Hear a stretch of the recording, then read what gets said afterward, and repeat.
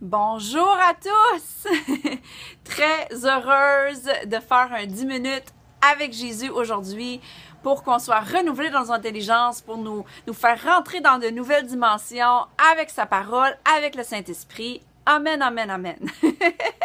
Donc, with Jésus, Ministère International, mon nom, l'apôtre Catherine Huard. Donc, aujourd'hui, on va parler...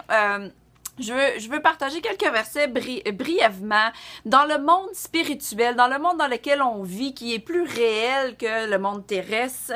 On peut vraiment prendre pour acquis nous avons les pensées du Seigneur. Nous avons le mindset de Dieu. Pourquoi? Parce que c'est écrit. On a juste besoin d'accepter la vérité. Amen. Donc, prions ensemble. Je vais lire dans Romains 8. Il y a quelque chose qui m'a frappé dans Romains 8 que je n'avais pas vu auparavant, qui m'a donné une nouvelle perspective. Amen? Donc, c'est ce qui est merveilleux avec la parole. À chaque fois qu'on la lit, c'est tout le temps une nouvelle dimension parce qu'on est transformé chaque jour. Amen? Merci Seigneur. Merci Père éternel pour cette vidéo. Merci pour tout ce que tu vas faire, pour tout ce que tu fais et tout ce que tu as déjà fait dans nos vies. Merci Saint-Esprit. Merci Jésus que tu as rendu ça possible, cette relation-là qu'on a avec lui.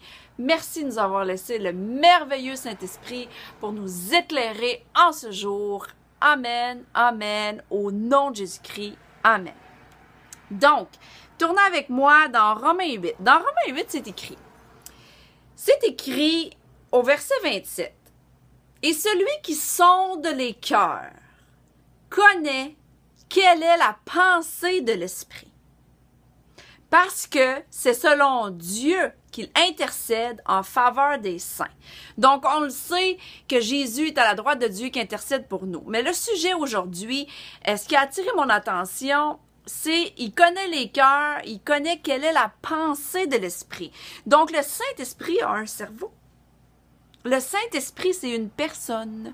Et cette personne-là a marché avec Jésus. Et la promesse de Jésus, il est mort à la croix, il est ressuscité pour venir nous donner le Saint-Esprit, pour souffler en nous cette personne-là qui est le Saint-Esprit, qui en soi a ses propres pensées, son propre cerveau, qui est toujours aligné avec la parole de Dieu.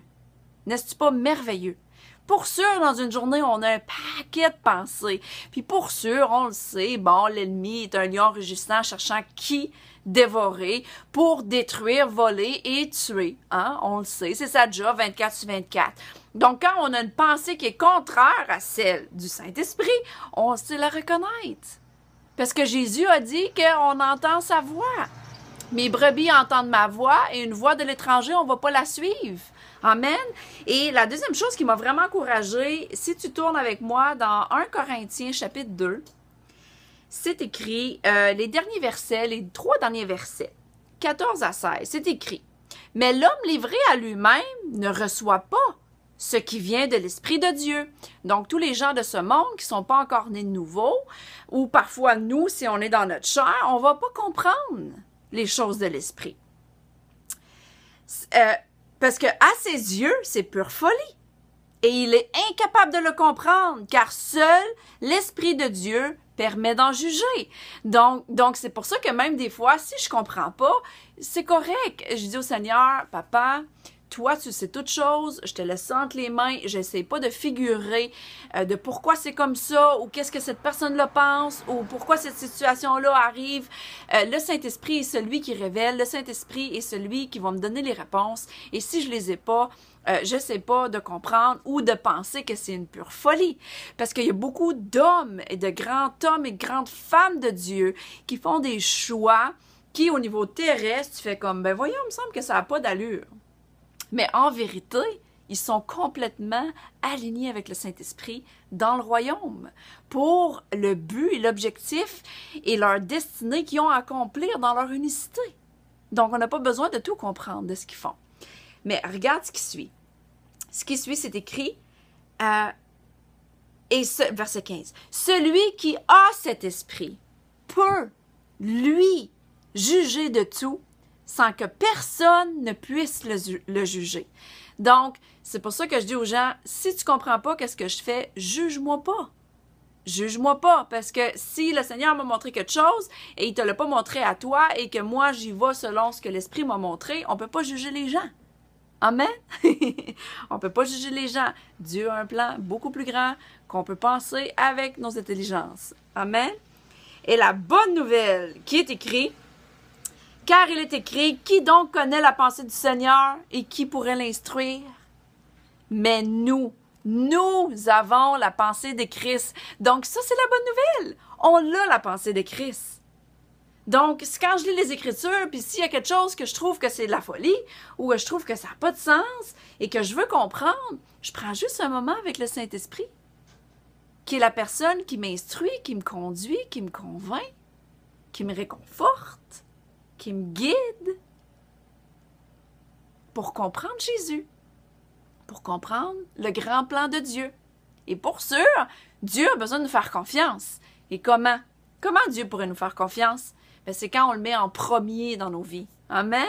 Quand on le met en premier dans nos temps de fraternité avec lui dans la prière, dans nos temps de lecture quotidienne de la parole, dans nos temps où on prend action sur tout ce qu'il nous a montré à faire. Amen? Des temps de louange quotidien. Quand on met Dieu en premier, il nous fait confiance et il nous révèle tous ses secrets. Encore faut-il écouter, encore faut-il prendre le temps d'écouter. Mais la bonne nouvelle, vous avez la pensée de Christ, j'ai la pensée de Christ, parce que l'Esprit Saint a son propre cerveau. C'est vraiment merveilleux. En tout cas, je ne sais pas si c'est pour vous autres, mais ce que je vous partage là, c'est une fraîche révélation. Je déclare et décrète que vous la recevez comme un nouveau souffle sur vos vies aujourd'hui, en ce jour. Croyez-le, vous avez cette pensée-là. Vous n'êtes pas mauvais. Vous n'êtes pas tout ce que l'ennemi dit que vous êtes. Vous êtes prédestiné, choisi d'avance pour faire des grandes choses. Hier, c'est passé. On ne s'occupe pas des erreurs. Dieu ne fait pas d'erreurs dans son royaume.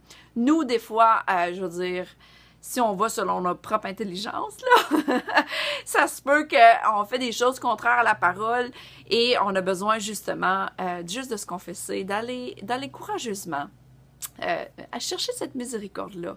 On garde ça simple. La miséricorde de Dieu se renouvelle chaque jour sur nos vies. Amen. Donc, soyez encouragés que dans le monde spirituel, vous avez l'autorité. Vous n'êtes pas une victime. Vous avez la victoire. Pourquoi? Parce que c'est quelque chose de nouveau en ce jour. La pensée de Christ, vous l'avez. Le cerveau que Jésus avait quand il marchait sur cette planète, totalement humain, comme moi et toi, avait ce cerveau-là. Donc, garde ça en tête, OK? Donc, je vous aime et on se voit bientôt pour le prochain 10 minutes avec notre merveilleux Sauveur, Jésus. Bye bye!